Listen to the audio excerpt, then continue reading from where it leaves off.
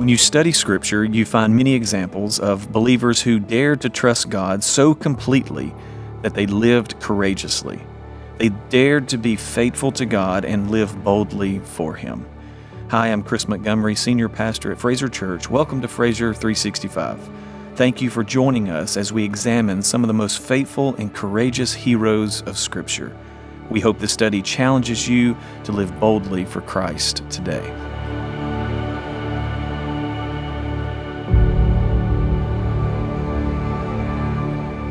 Welcome to day 27 of Dare to Be. Today's devotional is titled, "The Battle is the Lord's." Eugene Peterson once wrote, "The only person fully in touch with reality that day in the valley of Elah was David." Reality is mostly made up of what we cannot see. This human life is mostly a matter of what never gets reported in the newspapers. Only a God-saturated, as opposed to a Goliath-saturated mind can account for what made holy history that day in the valley of Elah. Our text for today is from 1 Samuel chapter 17, verses 38 through 47.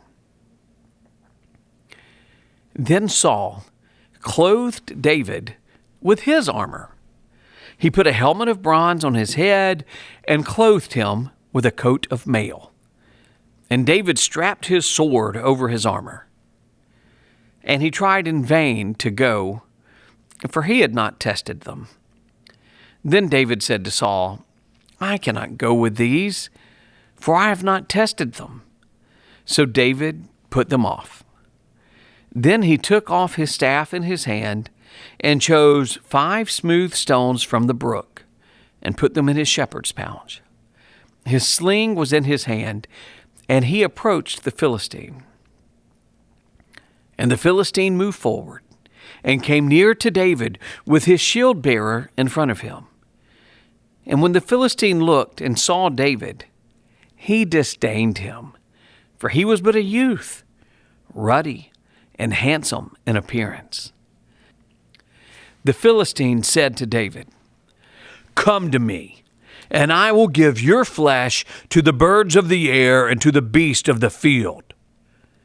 Then David said to the Philistine, "You come to me with a sword and with a spear and with a javelin, but I come to you in the name of the Lord of hosts, the God of the armies of Israel, whom you have defied. This day the Lord will deliver you into my hand, and I will strike you down and cut off your head. And I will give the dead bodies of the host of the Philistines this day to the birds of the air and the wild beasts of the earth, that all the earth may know that there is a God in Israel, and that all this assembly may know that the Lord saves not with sword and spear. For the battle is the Lord's, and He will give you into our hand." Saul was the chosen leader and king for Israel, who was responsible for leading God's people against their enemies. He's a head taller than anyone else in Israel, according to 1 Samuel chapter 9, verse 2. This makes him the prominent challenger for Goliath. Yet Saul has not taken the challenge to fight Goliath. He doesn't believe David is up for the challenge, but is willing to send him anyway. On top of that, now he wants David to use his armor for the battle. Saul's only logical reason for his offer was that he wasn't planning on using it. David tries it on, but he isn't accustomed to armor, not to mention it was too big on him. David needed to fight Goliath his way, with a sling and a stone. As David walks out to fight Goliath, the Philistine giant approaches him with his shield bearer in front of him. As if David wasn't outmatched enough, Goliath has help. When Goliath sees David's age and stature, Scripture says he disdained him in verse 42. It is a Hebrew verb, bazah, which conveys a strong sense of disdain or contempt. It describes an attitude of scorn or disrespect towards someone considered unworthy or insignificant.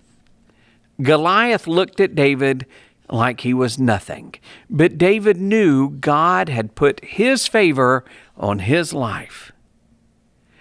These verses teach a great lesson on identity. Stop listening to what the world says about you. Keep reading the Bible and discover what God says about you. He is your creator and sustainer. Every person is made in His image according to Genesis 1:27. God doesn't make mistakes, only masterpieces. So see yourself as God sees you. You are not insignificant to Him. Your worth is derived from the God who saved you and has a purpose for your life. David did not enter the battle relying on his physical strength. He would battle Goliath with his spiritual strength. That is why he said to Goliath, "You come to me with a sword and a spear, with a javelin. But I come to you in the name of the Lord of hosts, the God of the armies of Israel, whom you have defied." That's verse 45. Goliath came out with weapons. David came out in God's name. That led David to this conclusion: "For the battle is the Lord's, and He will give you into our hand." That's verse 47. Sometimes the greatest battle is the one going on in your own mind. David had won the battle over fear, doubt, insecurity, and insignificance. In his mind and heart, he knew the battle he was facing was the Lord's. Since he wholeheartedly knew nothing could defeat God, he committed to following God's will. And since God cannot lose, David knew he would win over Goliath. David wasn't bragging. He was believing. That young shepherd boy wasn't cocky. He was confident in what God could and would do. The turning point in the battle is when you realize the battle is the Lord's.